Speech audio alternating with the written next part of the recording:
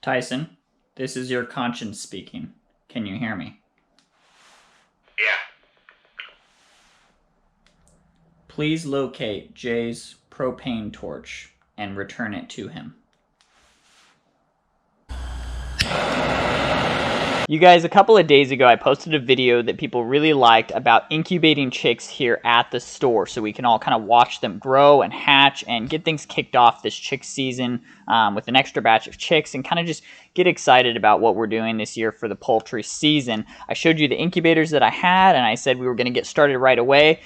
And then today someone came in with a carton full of eggs to drop off for the incubator, and I was not ready. I wasn't even considering that we would have them yet. And this is because I gave zero idea of when I was going to be ready, what I was doing. I just threw it out there. And so obviously I probably have people on their way to bring in eggs right now.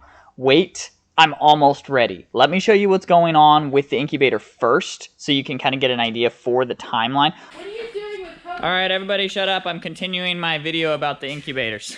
One of the problems we've had with these incubators is that the plexiglass is getting old, and it, I guess with all the moisture and the humidity in there, it started to really get kind of tarnished and cracked. So it's just all, and those are all like little tiny cracks in there. It's pretty thick. It's at least half an inch thick. So, and this looks like almost completely misted over. So in order to see what's going on in there, we're gonna need to put lights in there, and I'm actually working on something that's gonna help us basically illuminate the eggs themselves without opening the cabinet. And I'll give you a rant on that later. But yeah, so we're gonna have to figure out some way of cleaning that up. I've watched a couple of YouTube videos about flame polishing, which is basically where you take a flame or heat source of some kind and you run it over the plexiglass and it melts it and creates a clean surface again. I'm going to try that. People were using both flame torches and heat guns. Fire is cooler, so I'm going to start with that. Okay, so I was pretty sure you didn't want a bunch of crap on there when you polish it, so I used a Scotch pad, a razor blade, and some warm soapy water to clean it up. I still have to dry it off, but it's pretty much smooth as glass. We got rid of all of the sticky things that were on there. I figured you would just pretty much be melting the dirt and grime into the plastic if you tried to do it while it was dirty. So cleaned it up. Now we got to dry it off and polish.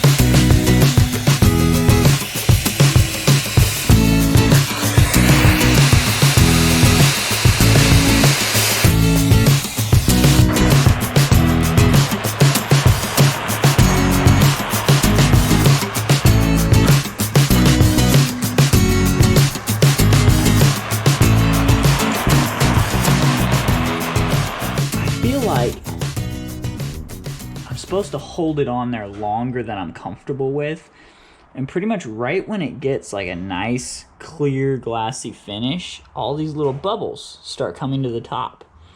So I'm not sure, can you see those bubbles? I'm not sure how to avoid that. There's definitely no bubbles in the glass, so I don't know, maybe my torch isn't hot enough. I'm gonna try the heat gun and see what happens. Guys, at this point it became clear that this project was gonna take way more time than I had. That sounds super discouraging.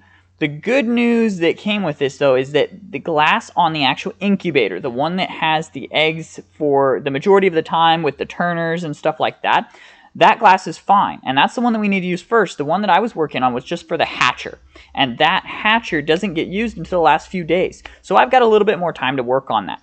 We're going to focus on getting that incubator up and running so that we can get started very soon. I am so sorry if you are the one who brought in your bantam eggs to be incubated today. I didn't even get your name. I was so blindsided. I feel really bad. Please bring them back when we're ready. We would love to incubate your eggs. Next, I'm going to take this white cardboard here and put it in the bottom. So it's just going to sit down in the bottom right there.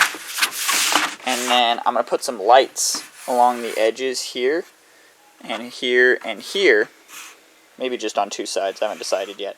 And then after that, I'm going to cover the whole top of it with cardboard, and we'll cut egg-size holes for them to sit in. We may have to super glue the eggs to the holes, I'm not sure yet, just so they don't roll off while it turns. But I'll put some fake eggs in there and give it a try in the incubator just to see if they'll stay on there without being glued in. But that way, we'll be able to flip a switch from outside, the lights inside the tray will turn on, and hopefully we'll be able to candle all the eggs at once.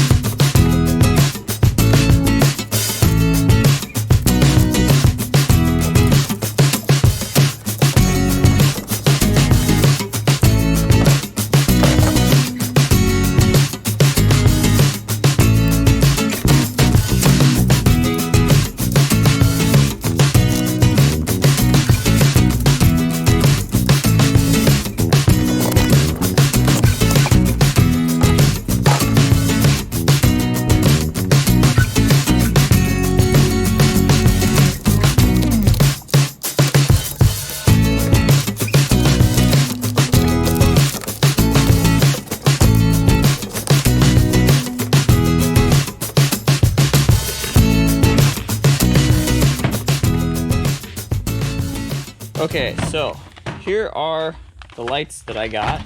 They're just little LED strips. I'm guessing they're longer than I thought. I'm guessing they're the length of this box.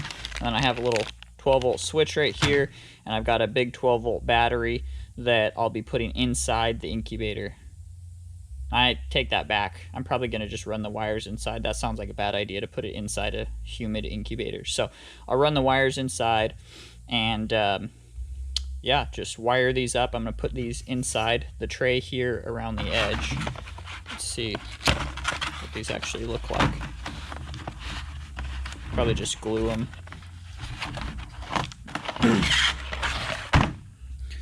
So there it is. You just put one. I wonder if they'll fit. No, too long. So just put one on each side like that.